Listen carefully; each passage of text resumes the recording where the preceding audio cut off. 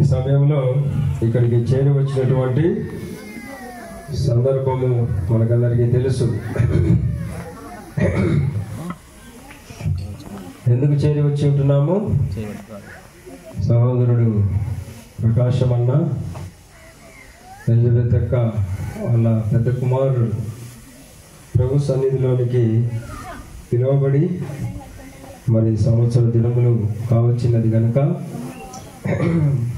మనం జ్ఞాపకం చేసుకోవచ్చు.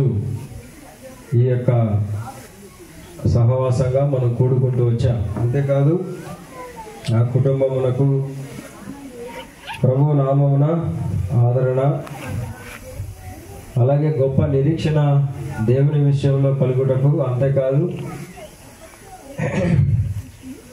అనేకులకు కూడా దైవ విషయమైనటువంటి ఒక నిరీక్షణ కలిగి ఉంట కొరకై మనము ఇలాగ సమూహంగా చేరి వచ్చినటువంటి వారంగా ఉంటూ ఉన్నాం.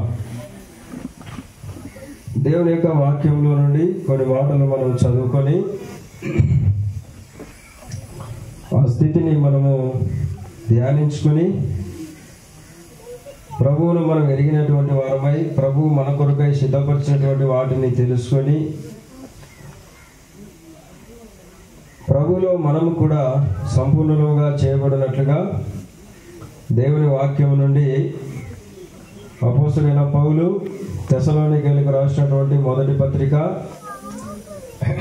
4వ అధ్యాయం. అపోస్తలుడైన పౌలు తెస్సలోనికీయులకు రాసినటువంటి పత్రిక 4వ అధ్యాయము 13, 14 వచనాలు ఎవరైనా చదవండి.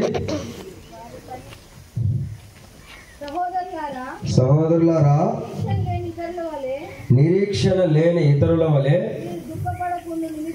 మీరు దుఃఖపడకుండా నిమిత్తము నిద్రించుచున్న వారిని గూర్చి మీకు తెలియకుండా నాకు ఇష్టము లేదు. యేసు మృతి పొంది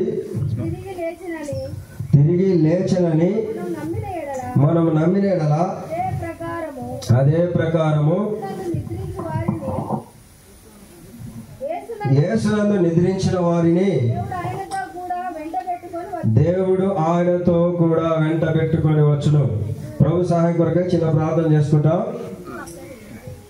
ప్రియమైన తండ్రి, మా సహోదరుడు వికాస్ను మీరు ఈ భూమి మీదికి తల్లి గర్భం నుండి తీసుకొని వచ్చినారు.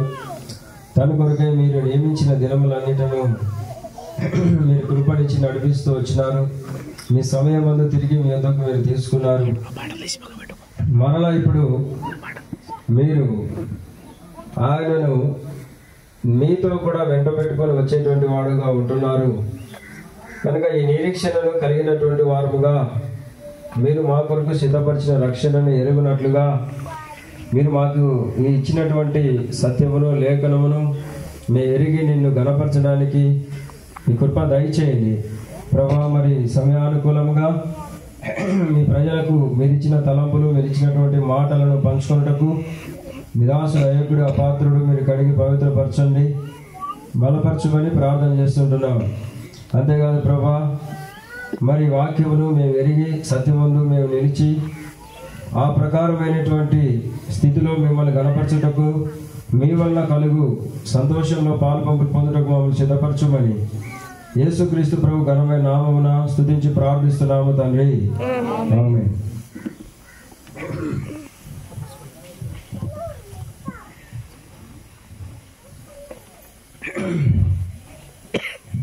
మనం ఇక్కడ చదువుకున్నటువంటి భాగంలో చూస్తే 13, 14 వచనాల్లో అపోస్తలుడైన పౌలు తెస్సలోనికీయులకు రాసినటువంటి పత్రికలో 4వ అధ్యాయము 13వ వచనంలో మనం చూస్తే ఆయన చెప్తున్నటువంటి మాట మనం గమనిస్తున్నాం. సహోదరులారా, నిరీక్షణ లేని ఇతరుల వలె మీరు దుఃఖపడకుండా నిమిత్తము నిద్రించుచున్న వారిని గూర్చి మీకు తెలియకుండా నాకు ఇష్టము లేదు. ఎవరంట వీళ్ళు? దుఃఖపడేటువంటి వారు ఎవరంట? దుఃఖపడేటువంటి వారు ఎవరంట? నిరీక్షణ లేనివారు. కనుక నిరీక్షణ కలిగినటువంటి వారు ఏం చేస్తారు? దుఃఖపడరు. వారికి ధైర్యం ఉంటుంది. ఇప్పుడు ఉదాహరణకు ఇక్కడికి మీటింగ్కే కొంతమంది వచ్చినారు. కొంతమందికి కారు, కొంతమందికి ఆటో, కొంతమందికి స్కూటర్లు ఉన్నాయి. ఇవన్నీ కలిగినటువంటి వారు వాళ్ళు ఏం చేస్తారు? సమయం అవుతుంది అన్నప్పుడు వారి వెహికల్స్ని బట్టి క్యాలిక్యులేషన్ చేసుకుంటారు. పలానా టయానికి మీటింగ్ ఉంటుంది, పలానా టయానికి వెళ్ళొచ్చులే అనేటువంటి ఆలోచనతో ధైర్యంగా ఉంటాం. దేన్ని బట్టి? నా వెహికల్, నా సొంత వెహికల్, ఇంత టైం అని కొంచెం ఎక్కువ వేసుకొని అలా ఉంటారు. అలాగే నిరీక్షణ ఈ యొక్క ఏ వెహికల్స్ లేకుండా, లేదంటే ఆటో వస్తే ఎక్కాలా, ఏదైనా షేరింగ్ ఆటో లేదంటే బస్సు వచ్చి ఎక్కాలా అన్నటువంటి వాళ్ళు ఏ విధంగా ఉండాలంటే వాళ్ళు ఆటో ఎప్పుడు వస్తుందో, బస్సు ఎప్పుడు వస్తుంది, ఎప్పుడో ఒకసారి వెళ్ళిపోవాలి. కలవరం అనేది ఉంటుంది. ఒకవేళ పోయిందేమో, ఇలాగా కలవరం అనేటువంటిది ఉంటుంది. నిరీక్షణ మరి ధైర్యం అనేటువంటిది ఉండదు. అలాగే ఇక్కడ మనం గమనించినట్లయితే దేవుని యొక్క రాజ్యం విషయమై లేదా దేవుని విషయమైనటువంటి అవగాహన లేనటువంటి వ్యక్తులు ఏం చేస్తారు అంటే దుఃఖపడతారంట. ఎందుకని? ఇంకా నా బ్రతికి ఇంతే. కొంచెము మనము ఇదైపోయిన వెంటనే సమస్తము ఇంకా కోల్పోయినటువంటి వారముగా మనము ఇదైపోతాం. సమస్తాన్ని కూడా మనము కోల్పోయినటువంటి వారంగా చేయబడతాం. కాబట్టి ఇలాగ వాళ్ళు దుఃఖపడేటువంటి దానికి గల కారణం ఏంటిదంట? నిరీక్షణ లేక ఇనుట. నిరీక్షణ లేకుండా ఉండటకు కారణం ఏదంట? నిరీక్షణ లేకుండా ఉండటం కారణం కూడా చెప్పాడు. కిందనే చెప్పాడు. ఏమని చెప్పాడు? నిరీక్షణ లేకుండా ఉండటం కారణము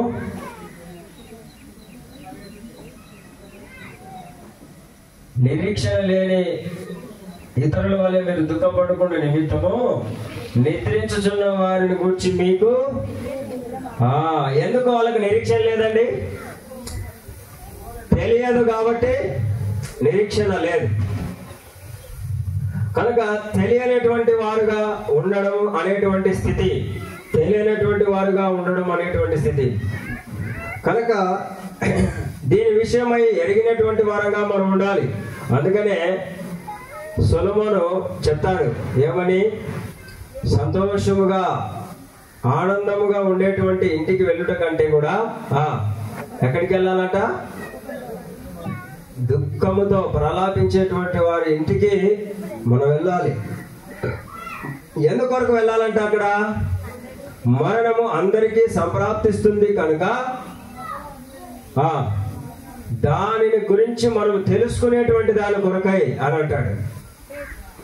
ఈ మాటలో మనం తెలుసుకోవాల్సినటువంటి సంగతి ఏంటిది అని అంటే, సంతోషం అందరికీ వస్తుంది కనుక నేను చెప్పడం లే. ఇక్కడ అందరికీ వచ్చేటువంటిది ఏంటంట?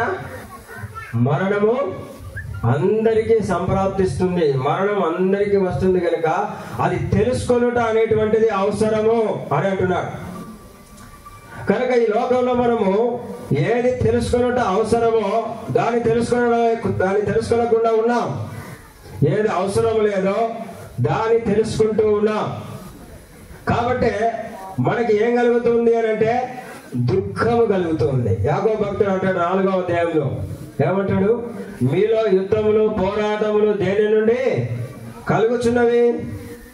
మీలో పోరాడేటువంటి భోగేచ్ఛల నుండే కదా. ఏంటన్నా ప్రభు నాకు అది కావాలి, ఇది కావాలి, ఇది కావాలి, ఏదేదో కావాలంటాము.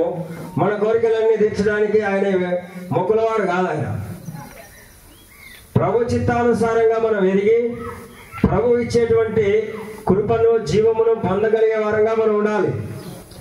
ఆయన చిత్తానుసారముగా మనం ఏదడిగినానో ఆయన ఇచ్చేటువంటి వాడుగా ఉన్నాడు.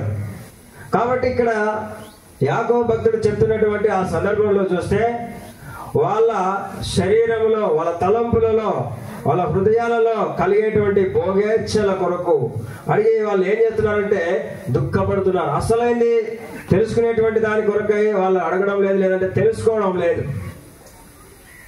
కనుక ఈ సంగతిని మనం గమనించినట్లయితే మనం తెలుసుకోవాల్సినటువంటి సంగతి మరణమును గురించి, లేదా మరణము తర్వాత మనకేముంది అనేటువంటి దాని గురించి మనం ఎరగవలసినటువంటి వారంగా ఉండాలి. అప్పుడే మనకి ఏం కలుగుతుంది అని అంటే నిరీక్షణ అనేటువంటి కలుగుతుంది. నిరీక్షణ కోల్పోయినటువంటి వారంగా మనం ఉన్నాం. ఇశ్రాయేలు ప్రజలు కూడా మరి దేవుని ప్రజలుగా ఎంచబడుతూ వచ్చినారు కానీ, దేవుని ప్రజలని వాళ్ళు పిలువబడుతూ వచ్చినారు కానీ, దేవుడు వారి విషయంలో కలిగి ఉన్నటువంటి ఉద్దేశములను వాళ్ళు తెలుసుకోలేకపోతూ వచ్చినారు, వాళ్ళు గ్రహించలేకపోతూ వచ్చినారు. అందుకనే దేవుడు వారి విషయమే ఏమని చెప్తూ వచ్చినాడు? ఈ ప్రజలు కన్నులతో చూస్తారు కానీ కానరు, వింటారు కానీ గ్రహించరు. గ్రహించి వాళ్ళ మనసు త్రిప్పుకొని నా వలన స్వస్థత పొందకుండానట్లు వారి హృదయమో క్రొవ్వి ఉన్నది, మందంగా ఉన్నది, కురిటితనము కలగజేయబడిన వారుగా ఉన్నారు. ఇలాగ మనం చదువుతాం. కనుక ఈ సందర్భాలన్నిటిని కూడా మనం గమనించినట్లయితే వారు దేవుని యొక్క దృష్టికి దేవుని ప్రజలము మేము దేవుని ప్రజలమని చెప్పుకుంటున్నారు కానీ దేవుడు వారి కొరకే సిద్ధపరిచినటువంటి వాటి విషయమై గమనిక లేదు వారికి. చూడండి, లేవికాండం 19వ అధ్యాయం 28వ వచనం. లేవికాండము 19వ అధ్యాయము 28వ వచనం.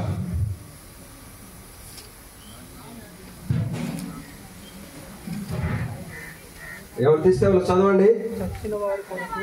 చచ్చిన వారి కొరకు మీ దేహమును చీరుకొనకూడదు. ఏం చెప్తున్నాడు ఇక్కడ?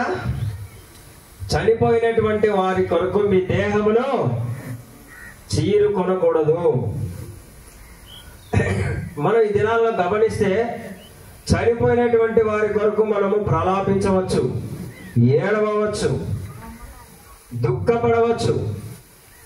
ఎందుకనంటే వారు మనతో కూడా ఉన్నటువంటి దినములు, కాలములు, సమయములు, ఆ జ్ఞాపకములు అవన్నీ కూడా మనల్ని కొంచెం ఆ సహవాసము దూరమైనటువంటి స్థితి నుంచి మనల్ని బాధిస్తాయి. అయితే దానిని వేరొక రీతిలోనికి మనం తీసుకొని వెళ్ళకూడదు.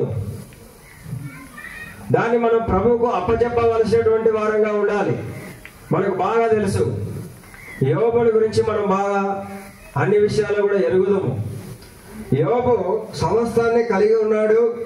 యోబు సమస్తాన్ని కలిగి ఉన్నప్పటికీ కూడా 10 మంది పిల్లలు కలిగి ఉన్నప్పటికీ కూడా 10 మంది పిల్లలు ఒకే దినమందు ఒకే క్షణమందు వాళ్ళు ఏమైనారు? చనిపోయారు. తనకున్న ఆస్తి అంతా కూడా పోయింది. అలాంటి పరిస్థితులలో నాలాంటి వాడైతే దేవుడు ఏమన్నాడు అని చెప్పేసి అక్కడనే దూషించేటువంటి వాడు. కానీ యోబు ఏం చేసినాడు? యెహోవా ఇచ్చెను, యెహోవా తీసుకొని పోయాను, యెహోవా నామమునకు స్తుతి కలుగును గాక అని చెప్తూ వచ్చాడు. ఎందుకు కలిగింది ఆయనకు అది? అంటే దేవుని గురించి ఆయనకు బాగా తెలుసు. దేవుని గురించి ఆయనకు బాగా తెలుసు. ఇదే యోబుని అంటాడు, నేను సజీవుడనై నా దేవుని నేను కన్నులారా చూచేదని అంటాడు. ఆయనకు గ్రహింపు ఉంది, దేవుని గురించినటువంటి గ్రహింపు ఉంది. ఈ లోకం శాశ్వతమైనటువంటిది కాదు. ఈ లోకంలో మనం అందరం కూడా దేవుని దృష్టిలో నిమిషం మాత్రము వారమే.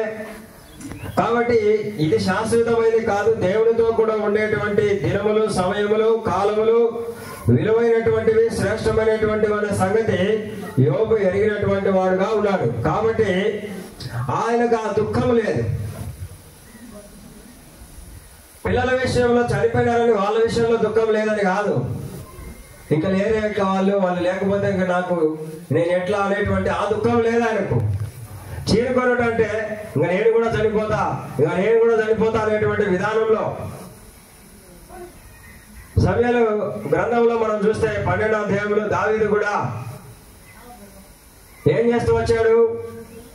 తన కుమారుని కొరకు, బత్షెబకు పుట్టినటువంటి కుమారుని కొరకు ఆయన ప్రలాపిస్తూ వచ్చాడు. ప్రలాపిస్తూ వచ్చి ఎప్పుడు ఆ పిల్లవాడు రోగిగా ఉన్నప్పుడు ప్రలాపించాడు, ఉపవాసం ఉన్నాడు, సాగిలపడ్డాడు, వేదన చెందాడు, తను బాధపరుచుకున్నాడు.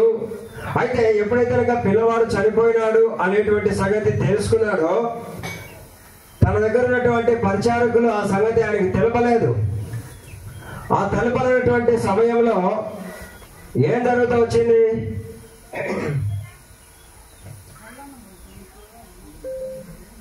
ఆయనే గ్రహిస్తూ వచ్చాడు. ఏమని? వాళ్ళందరూ గుసగుసలాడుతున్నారట. ఏమని? పిల్లవాడు చనిపోయినాడు, బతుకున్నప్పుడే ఈయన ఇంతగా బాధపడినాడే, చనిపోయినాడని చెప్పి తెలిస్తే ఈయనను ఆపగలమా, ఈయన ఎలా తట్టుకుంటాడు అని చెప్పేసి వాళ్ళందరూ ఆలోచన చేసుకుంటూ ఉంటే దావీదు అన్నాడంట. ఏమన్నాడంట? బిడ్డ చనిపోయేనా అన్నాడంట. వాళ్ళందరూ అమ్మయ్య ఈయననే గ్రహించినట్టున్నారని చెప్పేసి ఏం చేశారు? అవును ప్రభువా, అంటే రాజు కదా, అతడు బిడ్డ చనిపోయినని ఆ మాట వాళ్ళు చెప్పినప్పుడు వెంటనే దావీదు చేసినటువంటి పని ఏమిటి? ఆయన అక్కడి నుండి లేచి స్నానం వచ్చేసి దేవుని మందిరానికి వెళ్ళి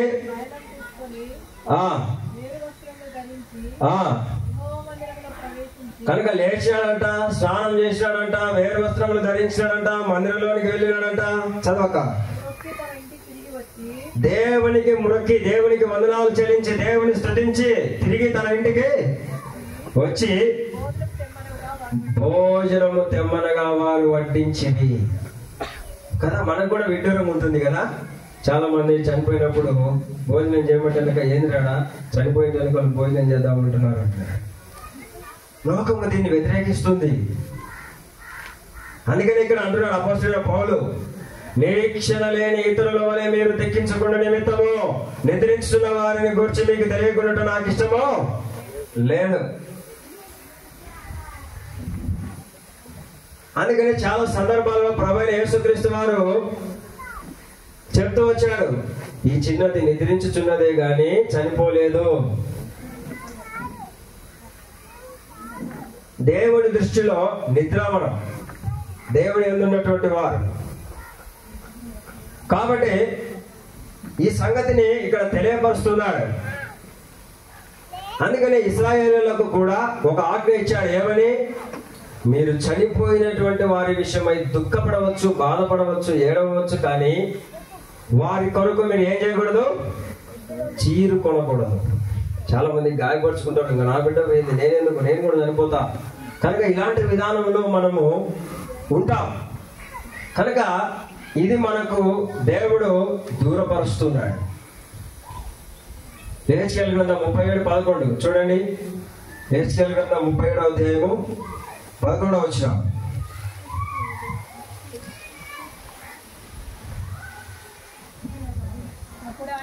అప్పుడు ఆయన నాతో ఇట్లా, నేను నరపుత్రుడా,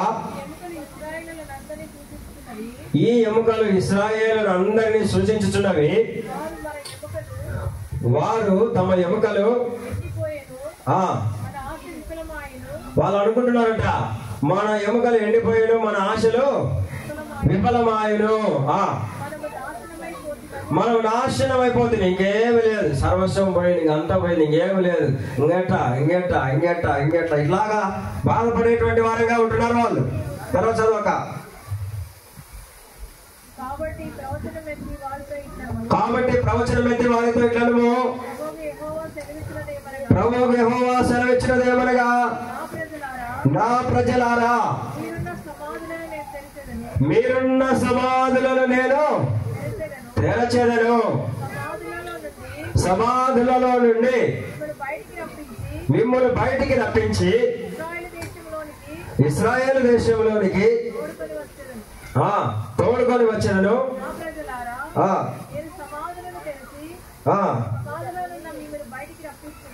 నా ప్రజలారా, సమాధులను తెరిచి సమాధుల నుంచి నేను మిమ్మల్ని బయటికి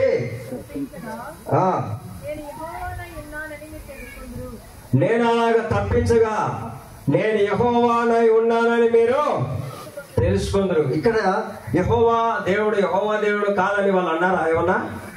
ఇక్కడ అర్థం ఏంటిదంటే, యెహోవా దేవుడు ఏమై ఉన్నాడో ఎరగాలి. యెహోవా దేవుడు అంటే ఇది ఒక చర్చి, ఇది ఒక మందిరము, ఇది ఒక పాస్టరు, ఇలా కాదు ఎరగడం. యెహోవా దేవుడు అంటే ఆయన పేరును బట్టి ఆ యెహోవా దేవుడు ఉన్నాడని అలా కాదు ఎరగడం. అపోస్తలుడైన పౌలు అంటాడు ఫిలిప్పీయులకు రాసిన పత్రికలో, ఏమంటాడు? ఆయనతో కూడా పునరుత్థానంలో నేను పాలివాడవుట ఎట్టుదో ఎరుగు నిమిత్తము ఆయన మరణంలో సమాన అనుభవం గలవాడనై ఉండుట ఎట్టుదో ఎరగడానికి శ్రమలలో పాలివాడనై తిని అన్నాడు. అలాగే యెహోవా దేవుడు ఏమై ఉన్నాడో ఎరగాలి అని అంటే ఏం చేయాలంట? ఆ దేవుని యొక్క క్రియలను లోతుగా నువ్వు తెలుసుకోవాలి. ఆయన మృతుల దేవుడు కాదు, ఆయన సజీవులకు దేవుడు. అందుకని ఏమన్నాడు ఆయన? నేను అబ్రహాము దేవుడను, ఇస్సాకు దేవుడను, యాకోబు దేవుడను. అప్పటికి వాళ్ళు ఉన్నారా? అదే పేరుతోనే దేవుడు వారిని పిలుస్తున్నాడు. ఇశ్రాయేలు ఉన్నప్పుడు అబ్రహాం ఉన్నాడా? లేడు. ఆయన సజీవులకు దేవుడు కనుక ఆ సంగతిని వాళ్ళు ఎరగాలి. దేవుడు అంటే ఎవరు, దేవుని శక్తి ఏమిటి అనేటువంటిది వాళ్ళు ఎరగాలి. అది దేవుని యొక్క ఉద్దేశం.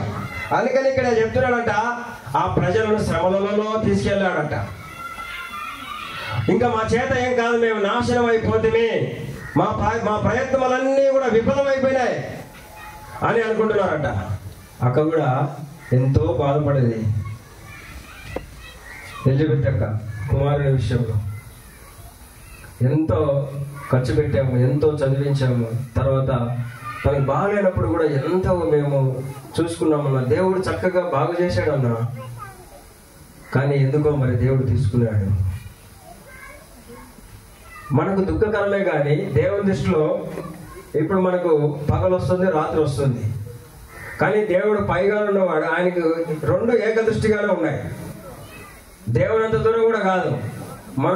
మన వాళ్ళు పంపిస్తున్నటువంటి శాటిలైట్లు పైకి వెళ్ళిపోతే కనుక అక్కడ రెండు సమానమే ఉంటాయి. చీకటి వెలుగు రెండు కూడా సమానంగానే కనిపిస్తూ ఉంటాయి. అలాగే దేవుని దృష్టిలో మనం అందరం కూడా ఇక్కడ లేని వారంగా చేయబడుతున్నాం అంతే. అసలైన విధానంలో దేవుని యొద్దకు మనం వెళుతున్నాం. కాబట్టి ఇక్కడ మనం ఎరగవలసినటువంటి స్థితి ఏమిటంటే, మనం సమస్తముని ఇచ్చినాము, మా ప్రయత్నములన్నీ కూడా విఫలమైపోయినాయి అని మనం బాధపడవలసిన అవసరము లేదు. మిక్కిలి శ్రేష్టమైనటువంటి స్థితిలోనికి తీసుకెళ్ళాడు దేవుడు. మిక్కిలి శ్రేష్టమైనటువంటి స్థితిలోనికి దేవుడు తీసుకెళ్ళాడు. దాని విషయం అనేటువంటి గమనిక మనకు ఉండాలి, దాని విషయమైనటువంటి గ్రహింపు మనకు ఉండాలి. యోహాను సువార్త 11-12 అధ్యాయాల్లో మనం గమనిస్తే, లాజరు చనిపోయినటువంటి సందర్భంలో మార్త మరియల విషయంలో యేసుప్రభువు వారు దగ్గరికి వచ్చినప్పుడు వాళ్ళు దుఃఖపడుతూ ఉన్నారు. యేసుప్రభువు వారు చెప్తున్నాడు ఏమని? పునరుత్థానమును జీవము నేనే, నా యందు విశ్వాసం ఉంచువాడు చనిపోయిన బ్రతికి నా యందు విశ్వాసం ఉంచువాడు మరెన్నటికీ చనిపోవడం అనేటువంటి సంగతిని వారితో చెబుతూ వచ్చినప్పుడు మరి వాళ్ళు ఏమంటున్నారు? అంత్య దినమున పునరుత్థానమందు లేపబడునని మేము నమ్ముచున్నాం. కనుక అప్పటికైనా కానీ కొంచెమైనా కానీ వారికి నిరీక్షణ ఉంది. కానీ అక్కడ యేసుప్రభువు వారు ఏం తెలుపుతున్నాడు? మీరు ఆ చర్యను, ఆ క్రియను ఇప్పుడు నా యందే మీరు చూడాలి. ఇప్పుడు ఆ చర్యను నా యందే మీరు చూడాలి. దేవుడు అలాగ చేశాడు. మృతులైనటువంటి వారిని ఆయన లేపిన వాడుగా ఉన్నాడు. ఇక్కడ నేను కూడా అలాగనే చేయుచున్నాను అనేటువంటి సంగతి యేసుక్రీస్తునందు విశ్వాసం ఉంచువారు అలాగే వాళ్ళు చేయాలి. యేసుక్రీస్తునందు అలాంటి విశ్వాసం వారి కనబడాలి వారి. అందుకనే అక్కడ వారికి నేర్పించాడు. పాత నిబంధన గ్రంథంలో కూడా వారికి నేర్పించాడు. చూడండి, ద్వితీయోపదేశకాండం 14:1-2. ద్వితీయోపదేశకాండం 14 అధ్యాయము 1-2 వచనాలు త్వరగా.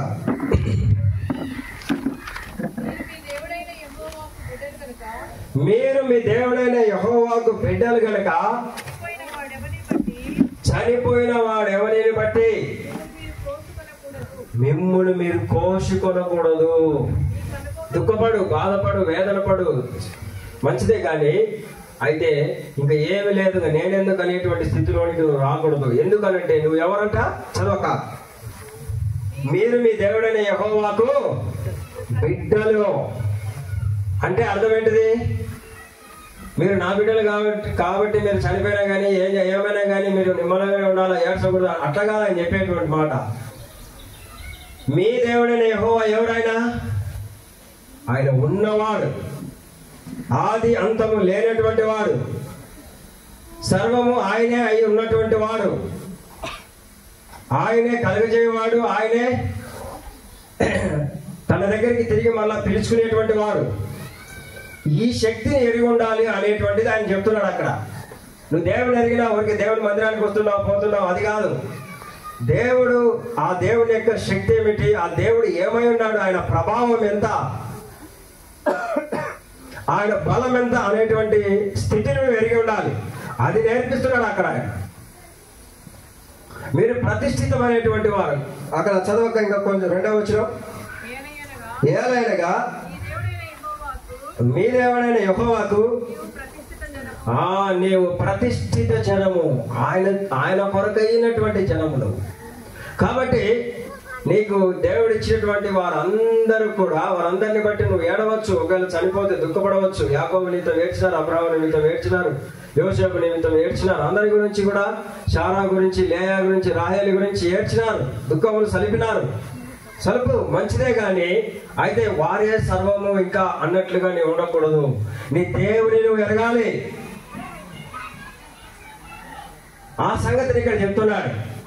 నువ్వు దుఃఖపడుతున్నావు అని అంటే, నువ్వు బాధపడుతున్నావు అని అంటే నువ్వే అర్థం చేసుకో. అందుకనే ఇంకొక పాత నిబంధనలోనే మనం చూస్తే కనుక యెషయా గ్రంథం 26వ అధ్యాయం, యెషయా గ్రంథం 26వ అధ్యాయం 19వ వచనం చూడండి. యెషయా గ్రంథము 26వ అధ్యాయము 19వ వచనం. మృతులైన నీ వారు బ్రతుకుదురు, మృతులైన నీ వారు బ్రతుకుదురు అని నా వారి శవములు సజీవములగును, మట్టిలో పడి ఉన్న వారులారా మేలుకొని ఉత్సహించుడి. నీ మంచు ప్రకాశమానమై, నీ మంచు ప్రకాశమానమైన మంచు భూమి తనలోని ప్రేతలను సజీవులనుగా చేను. దేవుడు పాత నిబంధన గ్రంథములో కూడా ఈ విషయమై చెబుతూ ఉన్నాడు. వాళ్ళకు ఒక గొప్ప నిరీక్షణ పుట్టిస్తున్నాడు. కానీ దేవుని ప్రజలు దేవుని వాక్యమును గ్రహించని వారుగా ఉన్నారు. కేవలం భక్తి మాత్రమే ఉంది, శక్తి లేదు. అందుకనే వాళ్ళు దుఃఖపడేటువంటి వారుగా ఉన్నారు, నిరీక్షణ లేనటువంటి వారుగా వాళ్ళు ఉన్నారు, ప్రభువులో వాళ్ళు ఆనందించలేని వారుగా వాళ్ళు ఉన్నారు. ఇంకొక లేఖనాలు మనం చూస్తాం చూడండి. దానియేలు గ్రంథం 12వ అధ్యాయం 2వ వచనంలో ఒక మాట మనం చదువుతాం చూడండి. దానియేలు గ్రంథము 12వ అధ్యాయం 2వ వచనం. మరియు సమాధులలో నిద్రించు అనేకులు మేల్కొనెదరు, కొందరు నిత్య జీవమును అనుభవించుటకును, కొందరు నింద పాలవుటకును, నిత్యముగా హేయుటకును లేపబడదు. కాబట్టి మేలుకొందరు. కాబట్టి ఇక్కడ మనం గమనిస్తే మృతుల పునరుత్థానం వస్తుందంట.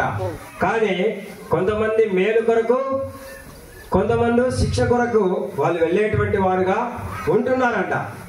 అయితే ఈ మాటలు చెప్తూ వచ్చినప్పుడు అక్కడ ఉన్నటువంటి ప్రజల్లో అనేకులు, ఎవరు వాళ్ళు, వేరే వాళ్ళు కూడా కాదు, దేవుని ప్రజలే ఏం చేస్తూ వచ్చారంట, వాళ్ళు తిరుగుబాటు చేసినటువంటి వారుగా ఉండడం మనం చూస్తాం. మత్తయి సువార్త 22వ అధ్యాయం నుంచి మనం గమనిస్తే, మరి శాస్త్రులు పరిసయ్యులు అనబడేటువంటి వారు దేవుని ప్రజలకు దేవుని వాక్యమును బోధించేటువంటి వారు. వాళ్ళు ప్రభువైన యేసుక్రీస్తు వారు ఆయన చెప్తూ వచ్చాడు, పునరుత్థానమును జీవమును నేనే, నా యందు విశ్వాసం ఉంచువాడు చనిపోయిన బ్రతుకును, బ్రతికి నా యందు విశ్వాసం ఉంచువాడు మరన్నిటికీ చనిపోవడం అని చెప్పినప్పుడు, అంతేకాదు నేను తండ్రి ఏకమై ఉన్నాను, తండ్రి తనంతట తాను ఎలాగా జీవం గలవాడై ఉన్నాడో కుమారుడు కూడా తనంతట తానే జీవం గలవాడై ఉన్నాడు, ఇలాంటి సంగతులను తెలుపుతూ వచ్చినప్పుడు అనేకులు ఆయన ఏం చేస్తూ వచ్చినారు, అపహసించినారు, హేళన చేసినారు. కారణం ఏంటిది? వాళ్ళు దేవుని నమ్ముతున్నారు, కానీ ఆ మృతులలో నుంచి ఒకడు లేస్తాడు అని అంటే కనుక దాన్ని మాత్రం వాళ్ళు నమ్మడం లేదు. ఇంకెక్కడ ఉంది నువ్వు దేవుని నమ్మడం అంటే? దేని కొరకు నమ్మినావు నువ్వు దేవుని? ఈ లోకంలో సుఖభోగముల కొరక. అందుకని యాకోబు భక్తుడు చెప్పాడు 4వ అధ్యాయంలో, మీ హృదయములలో పోరాడు భోగేచ్ఛల నుండియే అవి కలుగుతున్నాయి. అందుకనే నువ్వు ఏం పొందలేకపోతావు. ప్రలాపిస్తున్నావు, ఏడుస్తున్నావు, దుఃఖపడుతున్నావు, వేదన పడుతున్నావు, నువ్వు పొందలేవు. ప్రభువైన దేవుడు నీకు ఉచితంగా ఇస్తున్నాడు పరలోక రాజ్యము. అదే శాశ్వతమైనటువంటిది. కనుక అది మృతి నందేటువంటి వారు వెళ్ళేటువంటి వారుగా ఉన్నారు. ఈ లోకంలో మరి సామాన్యమైనటువంటి శరీరమందు మృతి పొంది వారు వెళ్తున్నారు. ఎక్కడ అంటే ప్రభువునందు. అందుకని ఇక్కడ ఆయన నిత్య జీవముల గురించి లేదా మృతుల పునరుత్థానము అనేటువంటిది ఇక్కడ మరి ప్రత్యక్షపరుస్తున్నాడు. యేసుక్రీస్తు ప్రభు వారు రావడమే దేని కొరకు? యేసుక్రీస్తు ప్రభు వారు ఈ లోకానికి రావడమే దేని కొరకు? దాని విషయమే యోహాను సువార్త 6వ అధ్యాయం 41వ వచనం చూడండి త్వరగా. యోహాను సువార్త 6వ అధ్యాయం 41వ వచనం.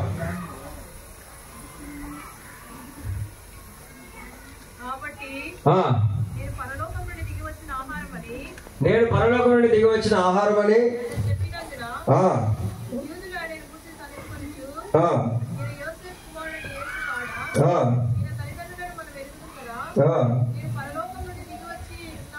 నలభై 6వ వచనంలో చూడండి. ఇంకా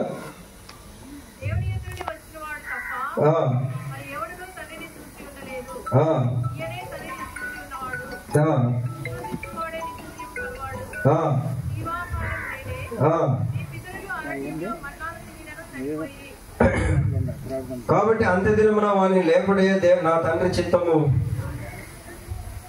అని అక్కడ తెలిపేటువంటి సంగతులు మనం చదువుతాం. 54వ వచనం.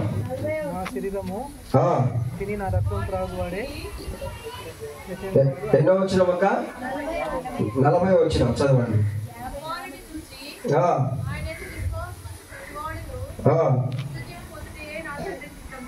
కాబట్టి అంత్యదినమున వారిని నేను లేపుదును. దేవుడు యేసుక్రీస్తు ప్రభువారు వచ్చింది దేని కొరకు? మనమందరం కూడా పాపముల చేత అపరాధముల చేత చచ్చిన వారు. కాబట్టి సజీవులై ఉన్న వారైనా సరే మృతులై ఉన్న వారైనా సరే పాపముల చేత చచ్చిన ప్రతి వారిని కూడా బ్రతికించి సజీవునిగా చేసి దేవుని సన్నిధిలో నిలబెట్టుటయే దేవుని యొక్క లేదా దేవుని కుమారుడైన యేసుక్రీస్తు ప్రభువారి యొక్క ఉద్దేశం. అందుకొరకే ఆయన ఈ లోకానికి వచ్చాడు. ఆ సంగతిని పాత నిబంధనల గ్రంథం అంతటిలో కూడా అనేక మంది ప్రవక్తలు ఎన్నో విధాలుగా వారికి హెచ్చరించి బుద్ధి చెప్తూ వచ్చినప్పటికీ కూడా వాళ్ళు దాన్ని గ్రహించలేనటువంటి స్థితిలో వచ్చారు. ఎంతసేపు ఉన్నప్పటికీ కూడా దేవుడు వారికి ఇచ్చినటువంటి ఆ స్థితిగతులను బట్టి వాళ్ళు మరి ఉప్పొంగిపోతున్నారే కానీ దేవుని జ్ఞానమును బట్టి వాళ్ళు దేవుని యొక్క జీవంలో వేరుపారిన వారుగా వాళ్ళు చేయబడలేదు. దేవుని యొక్క ఉద్దేశంలో ఏకీభవించినటువంటి వారుగా వాళ్ళు లేరు. కాబట్టి ఇది పొడుగవుతూ వస్తూ వచ్చింది. యేసుక్రీస్తు ప్రభువారి లోకానికి వచ్చిన తర్వాత యేసుక్రీస్తు ప్రభువారి ద్వారా మనకు ప్రకటింపబడిన వార్త కూడా అదే. ఆయన చెప్పింది అదే, నా మూలంగానే మీకు జీవము, పునరుత్థానమును జీవమును నేనే. కనుక ఇక్కడ ప్రకటించబడినటువంటి సువార్త అదే. మనం రక్షించబడేది కూడా దాని కొరకే. యేసుక్రీస్తు ప్రభువారిని ఎందుకోసం నమ్ముకున్నారండి? మనం చెప్పండి, యేసుక్రీస్తు ప్రభువారిని ఎందుకు నమ్ముకోవాలి? మనం ఎందుకోసం నమ్ముకున్నాము? ఈ లోకంలో ఉన్నటువంటి వాటి కొరక. చాలా మంది రోగం బాగాలేకపోతే యేసుప్రభు నమ్ముకున్నాం, అందుకే యేసుప్రభు నమ్ముకున్నాం. లేదంటే ఉద్యోగం రాలేదు, ఉద్యోగం కోసం యేసుప్రభు నమ్ముకున్నా, యేసుప్రభు ఉద్యోగం ఇచ్చినాడు. ఈ లోకం మట్టు కొరకు కాదు ఇది మనకి ఇచ్చినటువంటిది. చూడండి, రోమిలకు రాసిన పత్రిక 8వ అధ్యాయం 24వ వచనం. అపోస్తలుడైన పౌలు రోమిలకు రాసినటువంటి పత్రిక 24వ వచనం చదవండి. ఏలయనగా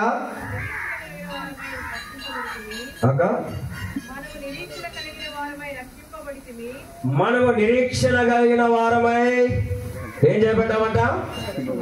రక్షించబడితిమి. కనుక నీ రక్షణ ఏ విధంగా ఉందో ఒకసారి ఈ దినం నువ్వు ఏం చేయాలా? ఆలోచన చేసుకో. నేను రక్షించబడినాను సంఘాలు కొట్టుకోవడం కాదు మనకి. నేను బాప్తిసం తీసుకున్నాను అనేటువంటిది కాదు. మా నాన్న కూడా చెప్పేవాడు.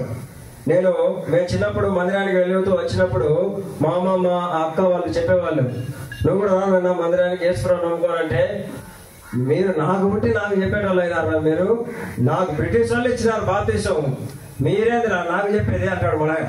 అప్పుడు లేండి, ఇప్పుడు మారినాడు, బాప్తిసం తీసుకునేలేండి. అప్పుడు ఆ సందర్భంలో ఏమనేవాడు? నాకు బ్రిటిష్ వాళ్ళు బాప్తిసం ఇచ్చినారా అనేవాడు. బ్రిటిష్ వాళ్ళు బాప్తిసం వేయడం కాదు, యేసుప్రభు బోధలు ఇన్నోళ్ళే యేసుప్రభు దగ్గర నుంచి వెనక్కి వినారు. ఎందుకని? వాక్యము హృదయంలోనికి చేరకపోతే యేసుప్రభు చెప్పిన బోధ అయినా సరే నువ్వు బాగుపడవు.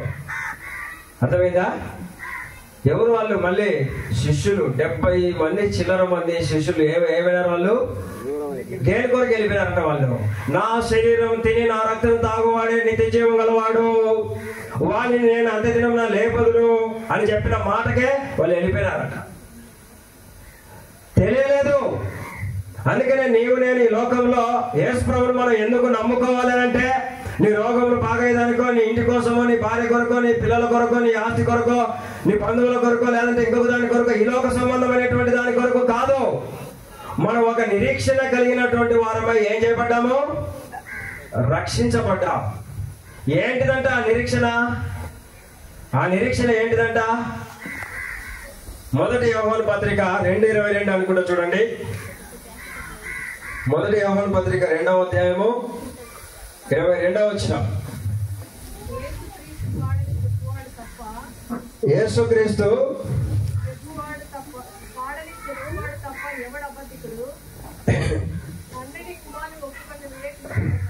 తండ్రిని కుమారుని ఒప్పుకొనని వీడే క్రీస్తు విరోధి.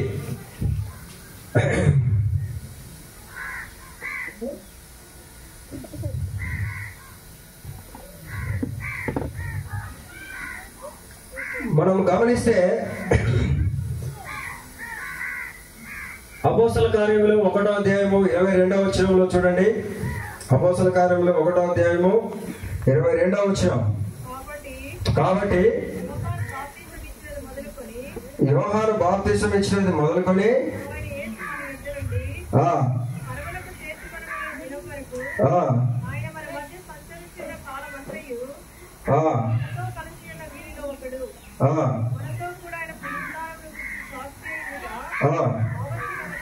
కాబట్టి అపోస్తలుల యొక్క పరిచర్య అనేటువంటిది ఆరంభించబడుతూ వచ్చినప్పుడు ఏం జరుగుతూ వచ్చిందంట?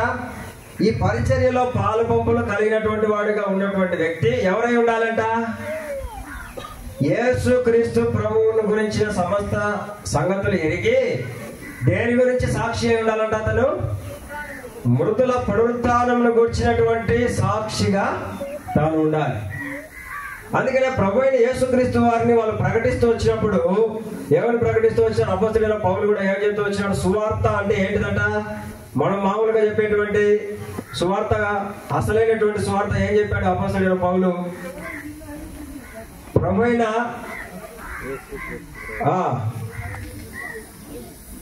యేసుక్రీస్తు ప్రభువు అని నోటితో ఒప్పుకొని దేవుడు ఆయనను మృతులలో నుండి లేపినని నీ హృదయమందు విశ్వసించిన యెడల నీవు రక్షించబడదు. లేఖనముల ప్రకారం క్రీస్తు మన పాపం నిమిత్తము చనిపోయిన, లేఖన ప్రకారం క్రీస్తు సమాధి చేయబడను, లేఖన ప్రకారం తిరిగి ఆయన 3వ దినమున లేపబడెను. కనుక ఇది నీకు సువార్త.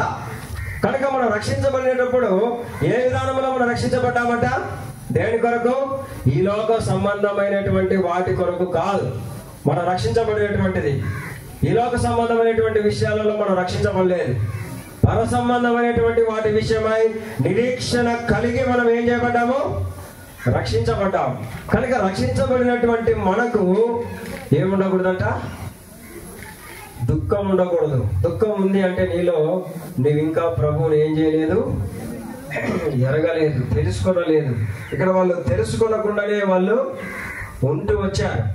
ప్రభువుని వాళ్ళు తెలుసుకోనకుండానే వాళ్ళు ఉంటూ వచ్చినటువంటి సంగతిని మనము చూస్తూ ఉంటున్నాం.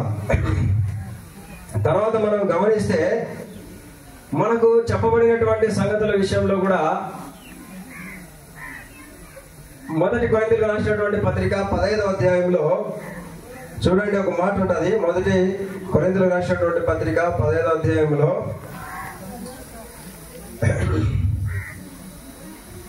నాకు ఇవ్వబడిన ఉపదేశం మొదట మీకు అప్పగించుకుని, అది కాదన్నా 18వ వచనము 19వ వచనం అదేనా? ఈ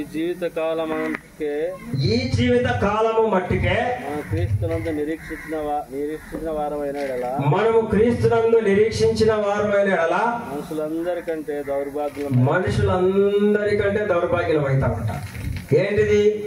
ఈ జీవిత కాలం మట్టుకే మనం యేసుక్రీస్తునందు విశ్వాసం ఉంచితే, అంటే ఇంకా పరలోకంలో మనకి ఏం లేదు, పరలోకంలో మనకు లేదు, ఈ లోకంలోనే ఇదే ఇక్కడే తిను త్రాగు శుద్ధించుము అనేటువంటి దీని విషయంలోనే మనం యేసుప్రభువును నమ్ముకుంటే మనకేం ప్రయోజనమో లేదు. మనుషులందరికంటే కూడా మనము దౌర్భాగ్యం అవుతామట. ఎందుకని యేసుక్రీస్తు ప్రభువును మనం నమ్ముకుంటా అనేటువంటిది ఈ లోకంలో ఇక్కడున్నటువంటి కాలం మట్టుకే కాదు, అసలైనటువంటి దేని కొరకు?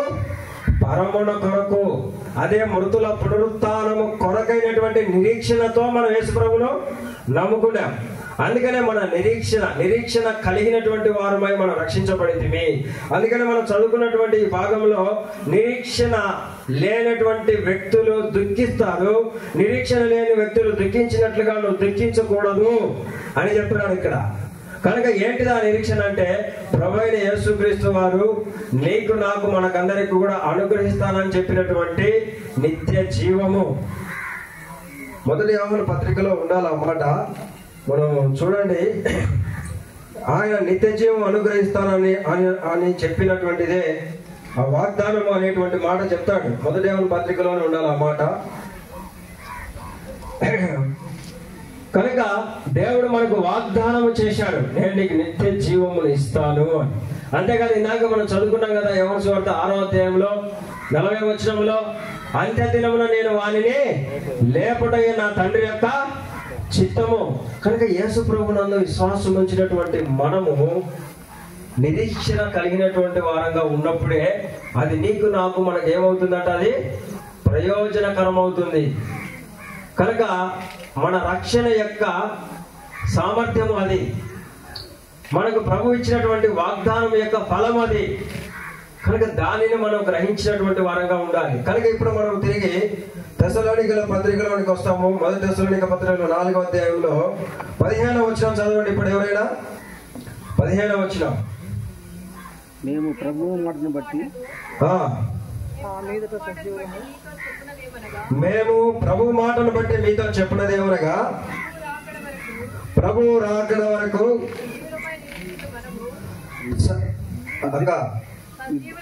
సజీవులమై నిలిచియుండు మనము నిద్రించిన వారి కంటే ముందుగా ఆయన సన్నిధి చేరము. ఆర్పాటముతోను ప్రధాన దూత శబ్దముతోను దేవుని బూరతోను పరలోకం నుండి ప్రభు దిగివచ్చును. క్రీస్తు నందుండి మృతులైన వారు మొదట లేతురు.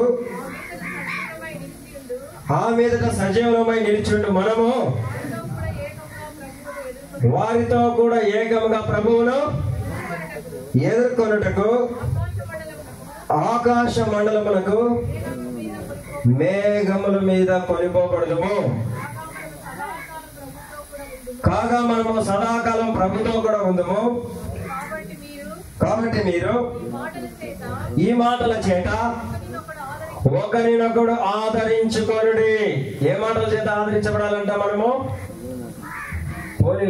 పోనీలన్నా కనుక మనం అనేక సార్లు మనం ఇలాగ మనం ఓదారుస్తూ ఉంటాం. కనుక ఒకరినొకడు ఆదరించుకొనుడి అంటే అర్థం ఏంటిదంటే, ఒకరినొకరు ఎరిగినటువంటి వారమై ఉండాలి. ఈ సంగతి ఏమిటి? మృతులైనటువంటి ప్రతి వారిని కూడా ఆయన దేవుడు ఏం చేస్తున్నాడంట? లేపుతున్నాడు. దానియేలు గ్రంథం 12వ అధ్యాయం 2వ వచనంలో మనం చదివిన ప్రకారంగా మృతులైనటువంటి ప్రతి వారు కూడా అందరూ కూడా లేస్తారు. అయితే కొంతమంది మేలు కొరకు, కొంతమంది వాళ్ళు చేసిన కీడులను బట్టి తీర్పులోనికి వెళ్ళడానికి కొరకాయ వాళ్ళు వెళ్ళేటువంటి వారుగా ఉంటారు. ఇక్కడ దేవుని ఉద్దేశం మృతుల పునరుత్థానం అనేటువంటిది ఉంది. అది నువ్వు తెలుసుకోవాలి. దాని కొరకే యేసుక్రీస్తు ప్రభువారు ఈ లోకానికి మన నిమిత్తమై పంపబడుతూ వచ్చినాడు. పాపముల చేత అపరాధముల చేత చచ్చినటువంటి వారమై ఉండిన మనలను అని అంటాడు. కనుక మనము ఈ లోకంలో అలాంటి స్థితిలో మనం ఉన్నాం. కనుక అదే ఎఫెసీయులకు రాసిన పత్రిక 2వ అధ్యాయము 9వ వచనం అనుకుంటా. చూడండి 9వ వచనం. ఎఫెసీయులకు రాసిన పత్రిక 2వ అధ్యాయము 9వ వచనం చూడండి. 8 కానీ 9 కానీ ఉండొచ్చు. మనం ఎలాంటి వారంగా ఉన్నామంటే ఈ లోకంలో, ఎఫెసీ 2:8-9.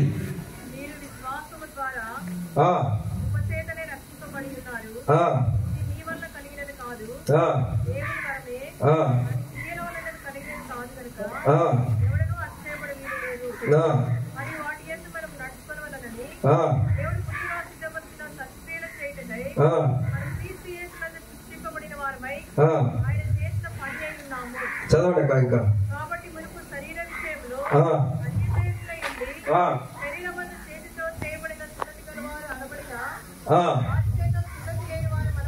సున్నతి గల వారి చేత సున్నతి లేని వారు అనబడిన మీరు ఇశ్రాయేలుతో సహపరులు కాదు, పరదేశులు, వాగ్దాన నిబంధన లేని పరిజనులను, ఎవరమంట? నిరీక్షణ లేని వారము. దేవుని ప్రజలుగా ఎవరు పరిగణింపబడతారంట? నిరీక్షణ కలిగినటువంటి వారు. దేవుని ప్రజలలో లేదా దేవుని ప్రజలు వీళ్ళు అని చెప్పబడేటువంటి దానికి ఉన్నటువంటి లక్షణములలో ఒక లక్షణం ఏంటిదంట? నిరీక్షణ కలిగినటువంటి ఉన్నటువంటి స్థితి ఒక లక్షణం. కనుక మనం అన్ని కలిగి ఉండి నేను అట్లా ఉన్నాను, నేను ఇట్లా ఉన్నాను అని మనం ఏదైతే చెప్పుకున్నంత మాత్రాన మనం కాము. అందుకనే యేసుక్రీస్తు ప్రభువారు మరి అనేకులు ఆయన దగ్గరికి వచ్చినప్పుడు నికోదేముతోనూ ఇంకా కొంతమందితో కూడా శాస్త్రుల పరిశీలనతో కూడా ఆయన చెప్తూ వచ్చాడు, మీరు పైపైననే ఉన్నారు, సున్నం కొట్టిన సమాధులు మీరు, లోపల సమస్తమైన కల్వశంతోనూ అజితేంద్రంతోనూ సమాధి నిండి ఉంది అనేటువంటి చెప్పిన మాట మనం చూస్తాం. నికోదేముతో ఏమని చెప్తాడు? ఒకడు కొత్తగా జన్మించితేనే కానీ వాడు దేవుడి రాజ్యంలో చేరలేడు. కాబట్టి నేను ఈ బలులు అర్పించాను, ఆ బలులు అర్పించాను, నేను ఈ ఆచారం చేశాను, నేను ఆ ఆచారం చేశాను అంటే కనుక ఇవన్నీ చేయడం వల్ల దేవుడు దేవుడి రాజ్యానికి తీసుకొని వెళ్తాడని కాదు. ఇక్కడ నిరీక్షణ కలిగినటువంటి జీవితం మనలో ఉండాలి. అందుకని అక్కడ పాత నిబంధనలో కూడా మనం చూస్తూ వచ్చాము, మన దేవునికి ప్రతిష్ఠిత జనము కనుక నీవు చనిపోయినటువంటి వారి కొరకు చీరుకొనకూడదు, నీ శరీరమును కోసుకొనకూడదు. నీలో నిరీక్షణ ఉండాలి. ఏ నిరీక్షణ ఉండాలంట? చనిపోయినటువంటి వారు మొదట ఒక విషయం చెప్పాడు, రెండవసారి ఒక విషయం చెప్తున్నాడు. ఆయన మీరు బాగా గమనించండి. తెస్సలోనికీయులకు రాసిన పత్రికలో మొదట ఒక విషయం చెప్పాడు, రెండవసారి ఒక విషయం చెప్పాడు. చనిపోయినటువంటి మనవారు వాళ్ళు ఏం చేస్తారంట? దేవుడు ఆయనతో కూడా వారిని ఏం చేస్తాడంట? వెంట పెట్టుకొని వస్తాడంట. ఈ నిరీక్షణ నీలో ఉండాలి. రెండవదిగా ఇక్కడ ఏమంటున్నాడు? 15వ వచనం నుంచి కింది వరకు చూస్తే, ఒకవేళ ప్రభువైన యేసుక్రీస్తు వారు రెండవ రాకడగా ఆయన వచ్చేటప్పుడు అప్పటికి ఒకవేళ మనం బ్రతికి ఉంటే అప్పుడు ఏం జరుగుతుంది అని చెప్తున్నాడు? మృతులైన వాళ్ళే మొదట లేస్తారు. అర్థమవుతుందా? నీ కుమారుడు కానీ, నీ కుమార్తె కానీ, నీ తండ్రి కానీ, నీ తల్లి కానీ, నీ రక్త సంబంధంలో ఎవరైనా కానీ ప్రభునందు వాళ్ళు నిద్రించిన తర్వాత వాళ్ళు నీకంటే ముందుగా దేవుడితో వచ్చడం నీకు ఇష్టం లేదా? ఇది మనం ఆలోచన చేసుకోవాలి. వాళ్ళు దేవుడితో కూడా ఆయనతో కూడా వచ్చేటువంటి ఒక ధన్యత అనేటువంటిది ఉంది. అయితే ఎవరంట వీళ్ళు? వచ్చేటువంటి వాళ్ళు ఎవరట? యేసులో నిద్రించిన వాళ్ళు. అందుకనే చాలా మంది ఈ దినాల్లో మనం చూస్తే క్రిస్టియన్ సమాధుల మీద మంచి పోరాడితే నీకు మీదట నా కొరకు జీవ కిరీటం ఉందను, లేకపోతే కనుక ప్రభువునందు మృతి పొందినారు అని రాస్తూ ఉంటారు. వాడు మంచి తాగుబోతే ఉంటాడు, వాడిని సమాధి పెట్టి మీద కూడా ఏమో రాస్తారు? మంచి పోరాటం. అంటే ఏ పోరాటం? బ్రాంతి సీసాతో పోరాడింటాడా? కనుక అలాగా మనం రాసుకుంటాం. అంటే అజ్ఞానం తెలియనటువంటి స్థితిలో మనమేమో వాడిని చేయడం కాదు, కానీ ఇలాగ ఉన్నాము, దేవుని మనం ఏ విధంగా వెంబడిస్తున్నాము అనేటువంటిది తెలుసుకోవాలి. మన మీద ఏదో ఒక దేవుని పేరు పెట్టుకుంటే కనుక మన దేవుని పిల్లలు వేపినట్టు కాదు. అందుకనే ప్రభు అన్నాడు, ప్రభువా ప్రభు అని పిలిచి ప్రతివాడు పరలోక రాజ్యంలో చేరడు, కానీ పరలోకమందున నా తండ్రి చిత్త ప్రకారం చేయవాడే పరలోకంలో ప్రవేశించును. అందుకని ఆయన చిత్తమును ఎరగాలి. ఆయన చిత్తం ఏంటిదంట? యేసుక్రీస్తు ప్రభువు నామమందలి విశ్వాసము ద్వారా ఆయన ద్వారా మనము మృతులలో నుండి లేపబడుట అనేది దేవుని చిత్తం. కనుక ఆ చిత్తములోనికి నువ్వు రావాలి. ఈ దినమున సజీవుడిగా నీవు నేను మనం ఉన్నా సరే, మనము ప్రభువులో ఉన్నప్పుడు నువ్వు సజీవుడిగా ఉన్నా సరే, మృతుడుగా ఉన్నా సరే, నువ్వు ప్రభువునందు నిద్రిస్తే ప్రభువు నిన్ను ఆయనతో కూడా లేపి కూర్చుండబెట్టేటువంటి వాడుగా ఉంటున్నాడు. ఈ నిరీక్షణ అనేటువంటిది, ఈ రక్షణ అనేటువంటిది నువ్వు కలిగి ఉండకపోతే నేను యేసు ప్రభు బిడ్డను, నేను బాప్తిసం తీసుకుని నేను బైబిల్ చదువుతున్నాను, నేను మందిరంలో సంఘ పెద్దను, లేకపోతే నేను ఒక ఉపదేశిని, ఒక పరిచారకుడను, ఇలాగనే మనం ఏదైనా చెప్పుకుంటూ వచ్చామనుకో అవన్నీ కూడా మనకి ఎందుకు కూడా దేవుని ఎదుట ఎంత మాత్రం కూడా పనికిరావు. అందుకని ఆ దినమున అంటారంట, ప్రభువా నీ నామమున మేము బోధలు చేయలేదా, నీ నామమున అద్భుతములు చేయలేదా, నీ నామమున దయ్యములు కలగట్లేదా అంటే ప్రభు అంటాడంట, ఏమంటాడంట, మీరు ఎవరో నేను మిమ్మును ఎరుగను పొమ్మను. ఎరుగను అంటే అర్థం ఏంటిది? ప్రభువును, ప్రభు యొక్క శక్తిని ఎరిగినటువంటి వారంగా ఉండాలి. అందుకని యేసు ప్రభు వారు తన శిష్యులతో కూడా వచ్చేటప్పుడు శిష్యులు కూడా ఇడిచిపెట్టలేదు, పిండి పిప్పి చేసినాడు వాళ్ళని. ఏమన్నాడు? నన్ను గురించి జనాలందరూ ఏమనుకుంటున్నారని అడిగినాడు యేసు ప్రభు వారు. అడిగితే ఏమన్నారు వాళ్ళు? ఏలియా అని, ప్రవక్తలలో ఒకడు అని అనుకుంటున్నారని చెప్పినారు. సరే, వాళ్ళందరి సంగతి వదిలేసాయి, మీరేమనుకుంటున్నారు నన్ను గురించి అంటే కనుక అప్పుడు పేతురు ఏమన్నాడు? నువ్వు సజీవుడు దేవుని కుమారుడు అయిన క్రీస్తువు. కాబట్టి అది ఎరగాలి. నువ్వు జయజయలు చెప్పడం వల్ల దేవునికి మహిమ రాదు. ఎప్పుడు దేవుడు మహిమపరుస్తాడంట? మన పాపములను మనం ఒప్పుకోవడం వలన, మన అజ్ఞానముల నుండి మనం తొలగిపోయి దేవుని వెలుగులోనికి మనం వచ్చటం వలన, దేవుని జీవమును మనం పొందటం వలన మనకు ప్రయోజనము అనేటువంటిది ఉంది. చూడండి, ఇంకొక మాట నేను మీకు తెలియజేసి ముందుకు మనం వెళ్తాము. ముగించబోతున్నాను లేండి, ముందుకు వెళ్దామంటే ఇంకా చెప్తానని కాదు ఉద్దేశం. మొదటి తెస్సలోనికి రాసినటువంటి పత్రిక 5వ అధ్యాయము 1-2 వచనాలు చదవండి. సహోదరులారా, ఆ కాలమును గురించి అంటే యేసుక్రీస్తు ప్రభువారు వచ్చేటువంటి ఆ రెండవ రాకడ, ఆ కాలమును గురించి, ఆ సమయమును గురించి మీకు రాయనక్కర్లేదు, అంతా మీకు తెలుసు.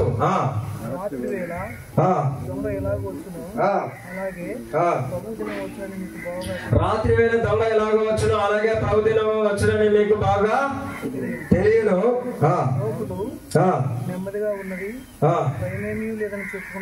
లోకులు నెమ్మదిగా ఉన్నది, ఇంకా భయం ఏమి లేదు అని చెప్పుకుంటూ ఉన్నప్పుడు గర్భిణీ స్త్రీకి ప్రసవ వేదన వచ్చినట్లు వారికి ఆకస్మికముగా నాశనము తటస్థించును. కనుక వారు ఎంత మాత్రమును తప్పించుకోనలేరు. కనుక మన అజాగ్రత్తలో ఉంటే, అజ్ఞానంలో ఉంటే ఉన్నట్టుండి దేవుని యొక్క రాకడ వస్తుందంట. రాత్రి వేళ దొంగ అంటే అర్థం ఏంటిదంటే ఎవరికి తెలియకోకుండా చడు చప్పుడు కాకుండా అని కాదు అర్థం. మనందరం నిద్రలో ఉంటాం, మనకు తెలియని స్థితిలో అని, మనకు తెలియనప్పుడు అని అర్థం. కనుక అలాగ వస్తాడు దేవుని యొక్క రాకడ కూడా. మనకు తెలియనప్పుడు అంటే నువ్వు అజ్ఞానంలో ఉన్నప్పుడు, నువ్వు లేదంటే కనుక భ్రమలో ఉన్నప్పుడు, నేను బాగానే ఉన్నా అనుకుంటాం మనం. కానీ మనం చెడిపోయేటువంటి వారంగా ఉండి కూడా మనం బాగానే ఉన్నాను అనుకున్నాం అనుకోండి, అదే నీవు ఆత్మీయమైన గుడ్డితనము, ఆత్మీయమైనటువంటి మూఢత్వంలో నువ్వు ఉండి నిన్ను నువ్వే మోసపుచ్చుకునేటువంటి స్థితిలో ఉన్నట్లుగా ఉంటావు. కాబట్టి అందుకనే చెప్తున్నాడు, అలాంటప్పుడు మనం అందరం కూడా సడన్ గా అకస్మాత్తుగా నశించేటువంటి వారంగా ఉంటున్నాం. అందుకనే నేను మనం పొందినటువంటి విశ్వాసమును నిరీక్షణ కలిగినటువంటిదిగా ఉందా లేదా అనేది మనం తెలుసుకోవాలి. మనకు పరిస్థితులు అన్నీ కూడా వస్తాయి. అందుకనే నేను ఇందాకనే చెప్పాను, మరణము అందరికి వస్తుంది అన్నాడు, కానీ సంతోషం అందరికి వస్తుంది అన్నాడా? అనలేదు అక్కడ. కాబట్టి దుఃఖము, శ్రమ, మరణము అనేటువంటిది మనకు అందరికీ వచ్చేటువంటిదే. కనుక దీని విషయంలో నువ్వు జాగ్రత్త కలిగినటువంటి వాడవై, మెలకువ కలిగినటువంటి వాడవై, నువ్వు ధ్యానం కలిగినటువంటి వాడవై, దేవుని ఎదుట భయం కలిగినటువంటి వాడుగా నువ్వు ఉన్నప్పుడు మనము దాన్ని నేర్చుకోగలుగుతాం. చూడండి, కంటిన్యూ చేయండి. అక్కడ ఎక్కడ ఆపినామో అక్కడ నుంచి. సహోదరులారా, ఆ దినము దొంగ వలె మీ మీదకి వచ్చుటకు మీరు చీకట్లో ఉన్నవారు కాదు. ఎవరు? నిరీక్షణ కలిగిన వారు, దేవుని ఎరిగినటువంటి వారు. మీరు చీకట్లో ఉన్నవారు కాదు.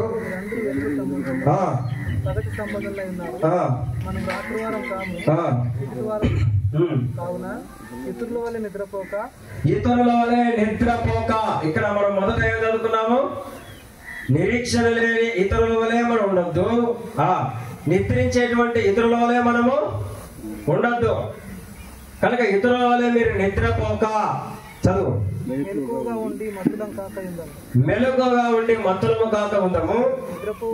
నిద్రపోవారు రాత్రి వేళ నిద్రపోవుదురు.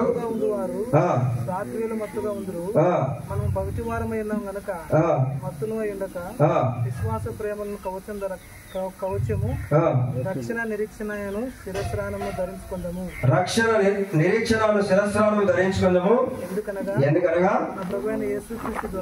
మన ప్రభు అయిన యేసుక్రీస్తు ద్వారా రక్షణ పొందుటకే దేవుడు మనల్ని నియమించెను గాని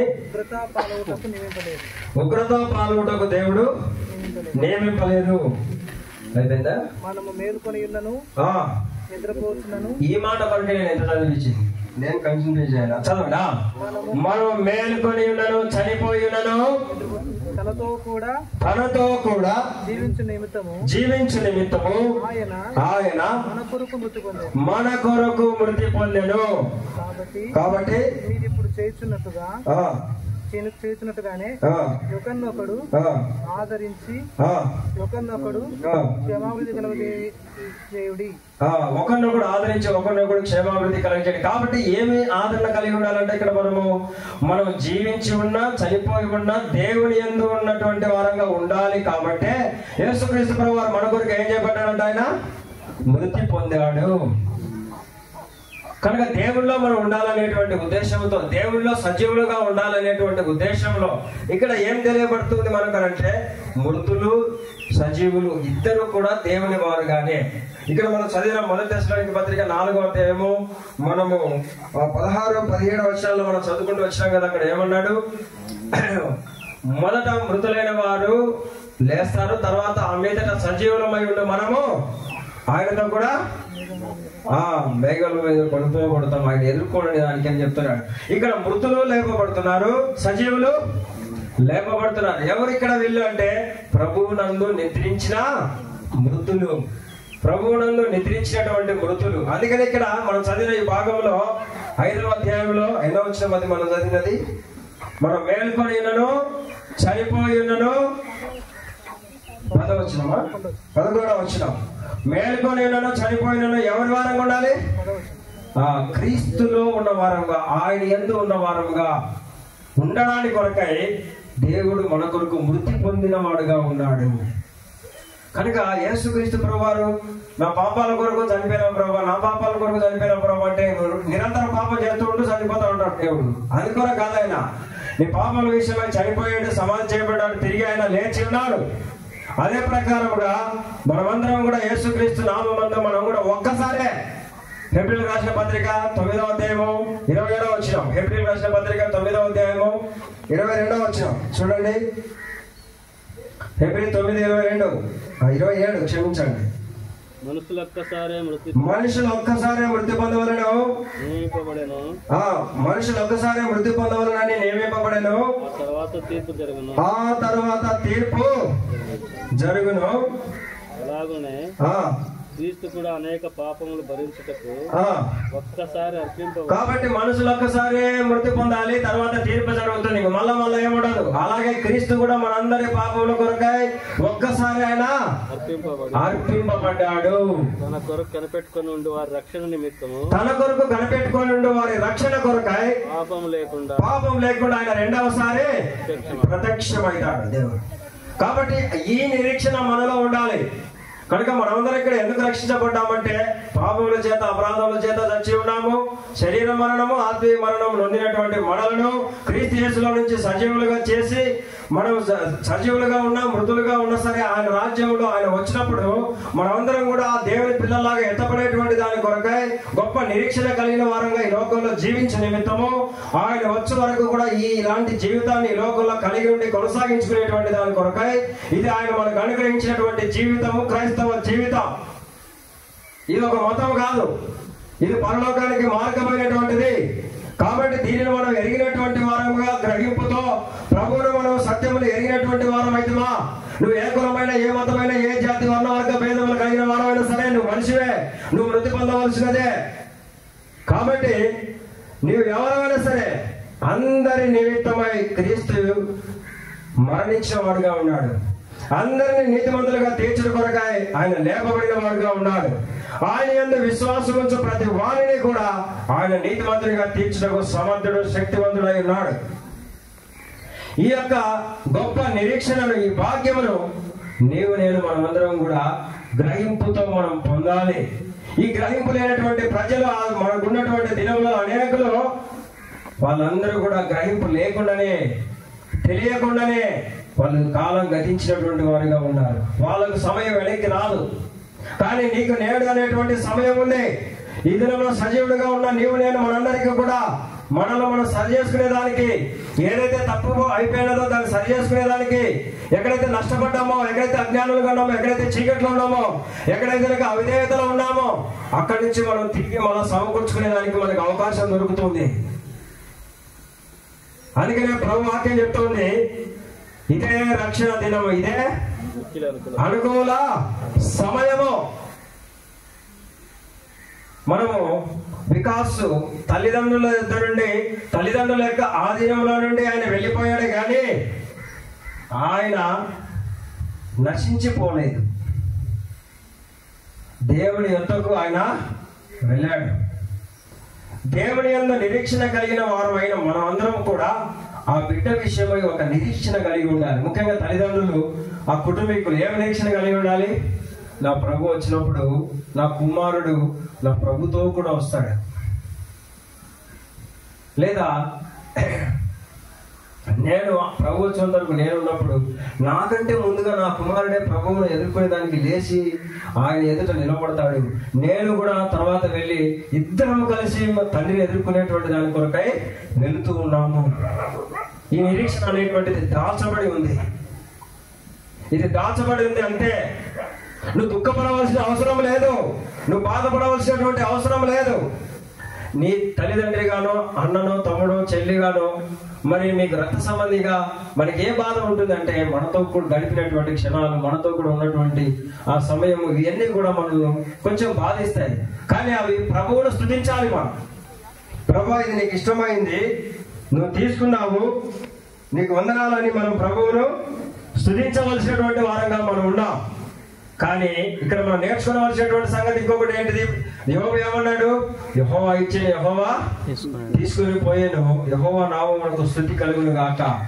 అంటే నాకు లెక్కలేదని కాదు అర్థం. మనం కూడా ఏం కలిగి ఉండాలి? దావీదు అన్నాడు, నా కుమారుని యొద్దకు నేను వెళ్ళుదును కానీ వారు నా యొద్దకు రాడు. ఈ స్థితిని మనం ఎరిగిన వారంగా ఉండాలి. మనం వెళ్తాం ఆయన దగ్గరికి, కానీ ఆయన మన దగ్గరికి రాలేదు. అంటే ఎవరు గొప్ప? ఇప్పుడు మన సీఎం దగ్గరికి మనం పోతే గొప్ప, సీఎం మన దగ్గరికి వస్తే గొప్ప?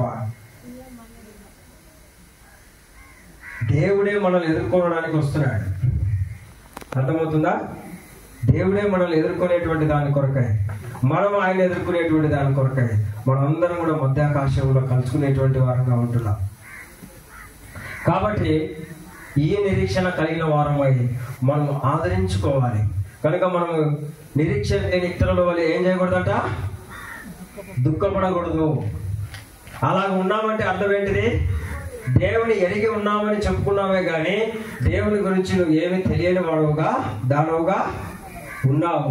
ఇది మీకు తెలియకుండా నాకు ఇష్టం లేదన్నాడు కదా అక్కడ. తెలియని వారు నిరీక్షణ లేని వారు, నిరీక్షణ లేని వారు దుఃఖించువారు. కనుక అలాగ సంతోషించాలన్నా సరిపోతే ఎవరన్నా అంటే అలాగనే చెప్పడం లేదు. ఇక్కడ మనకు బాధ ఉంటుంది, మనతో కూడా వెళ్ళినటువంటి విధానం బట్టి ఆ బాధ, దుఃఖం ఉంటుంది. ఆ దుఃఖంతో మనం ఏం చేయాలి? దేవుని స్తుతించాలి. అది మనకు మేలు, అది వారికి మేలు. కాబట్టి అలాగ చేసి మనం నిరీక్షణ కలిగి ఉండాలి. ఒక దినం నా కుమారుని దగ్గరకు నేను చూస్తాను, నా కుమారుని నేను చూస్తాను, నా కుమార్తెను చూస్తాను, నా తండ్రిని చూస్తాను, నా తల్లిని చూస్తాను. ఈ నిరీక్షణ అనేటువంటిది మనము కలిగిన వారంగా ఉండాలి. ఈ నిరీక్షణ అనేటువంటిది లోకంలో మరి ఎవరికి కూడా లేదు. ఈ గొప్ప నిరీక్షణ అనేటువంటిది మనకు మాత్రమే లభించింది. మన ప్రభువైన యేసుక్రీస్తు నామమున మాత్రమే మనకిది లభించింది. కనుక మనం రక్షించబడినదే దేని కొరకంట? పరలోక రాజ్యము కొరకు, నిత్య జీవం కొరకు నిరీక్షణ కలిగిన వారమై రక్షించబడింది. కనుక దానినే మనం కొనసాగించుకోవాలి. సజీవులమైనా సరే, మృతులమైనా సరే. కనుక ఇది ఒకవేళ మనం పొందకుండా ఉంటే మనం దేవునికి అప్పగించుకుందాం. నువ్వు ఇంకా ఒకవేళ దేవుని ఎరిగినానని చెప్పుకొని దేవుని శక్తిని ఎరగక, దేవుని గురించినటువంటి సత్యంలో పరిపూర్ణంగా మనం ఎరగకపోతే నీకు ఇంకా సమయం ఉంది. నేడు అనేటువంటి సమయం దేవుడు ఇచ్చాడు. కనుక నువ్వు సంతోషమును చూస్తావో లేదో తెలియదు, కానీ మరణమును, దుఃఖమును, వేదనను, నరకమును అనేది తప్పకుండా నువ్వు చూస్తావు. అజ్ఞానములు ఉండద్దు. అందుకని నువ్వు దాని గురించి తెలుసుకో, దాని గురించి ఎరుగు. అప్పుడు నీకు మేలు కలుగుతుంది. దాన్ని నువ్వు తప్పించుకునేటువంటి దానికి నీకు మరి మార్గం అనేటువంటిది దేవుడే నీ కొరకు ఇచ్చాడు. కనుక దాని గురించి నువ్వు తెలుసుకుంటే కదా నీకు అర్థమయ్యేది. ఇప్పుడు ఇది చేదు అని తెలిస్తే కదా నువ్వు దాన్ని తినకుండా ఉండేది. ఇది మంచిది కాదని తెలిస్తే కదా నువ్వు దాన్ని చేయకుండా ఉండేది. అలాగే దీని విషయమైనటువంటి నువ్వు సంగతి ఎరుగు, దేవుని విషయమైనటువంటి జ్ఞానాన్ని నువ్వు ఎరుగు, దేవుని వాక్యములో ఉన్న సత్యాన్ని ఎరుగు. అప్పుడు నీకు అది జీవాన్ని ఇచ్చేటువంటిదిగా ఉంది, అది నీకు సంతోషాన్ని ఇచ్చేటువంటిదిగా ఉంది, అది నీకు ఆదరణ ఇచ్చేటువంటిదిగా ఉంది. దానివల్ల నువ్వు ఎంతో చెప్పనాశక్యము కానీ మహిమాయుక్తమైన సంతోషమును నువ్వు పొందగలిగేటువంటి వాడుగా ఉంటావు. కనుక ప్రభు నీకు, నాకు, మనందరికీ కూడా అలాగా సహాయం చేయనుగాక. ప్రార్థన చేసుకుందాం.